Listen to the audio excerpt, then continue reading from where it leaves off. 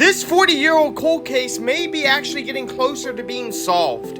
For those who don't know, this is Cherrie Mahan, who was kidnapped and abducted from Western Pennsylvania back in 1985. Basically, the way that the story went, my mom was actually involved in a search party through the fire department for Cherrie, who is now known globally. What happened is she was let off of the school bus in Winfield Township, which is probably about 20 minutes from where I am. And it was on Corn Planter Road, and as she came down from the bus took off. You know, because back then they didn't really wait for you to get up to your house. She had a very long and narrow driveway that went up. If you go down Corn Planter Road, it will be on your left side.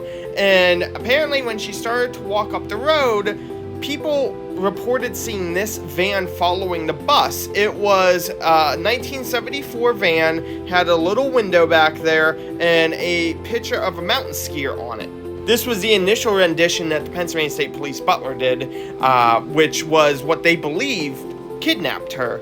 Well, as times have went on, they started to believe that Cherrie was possibly abducted by someone she knew very well. Now, the mother, McKinney here, she still believes that it had nothing to do with a family member. A lot of people suspect that it was possibly a family member because Cherrie was Janice's daughter. Janice was, that at age 15 and had Cherrie, who was 8 years old. So there was some stuff going on in the family, which a lot of people started to question. And then they said that if she was still around, this is what she would possibly look like today.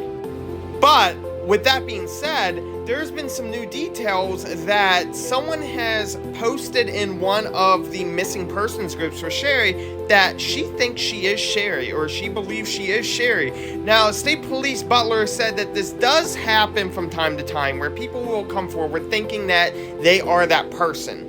Whether it's for clout, whether it's actually Cherrie, what they'll do is they'll do DNA testing and fingerprints to find out if it is actually her. However, I question how good the fingerprints are still from 1985, given how much the technology has changed. But hopefully we are getting closer to finding out what truly happened. My mother's no longer with us, but what she told me was that while they were going out and doing all of these long-haul searches throughout Winfield Township, they did bring cadaver dogs who started circling around the house, and there was some hints going on about that. There's so many theories as to what possibly happened to Cherrie Mahan, and the state police is now going with this lead that this person may or may not. The only issue is that person who posted it's not in Pennsylvania right now. So they are now going to have to go through the interstate compact and find out basically where this person is, the jurisdiction that they are, and if they're willing to consent to fingerprints and DNA.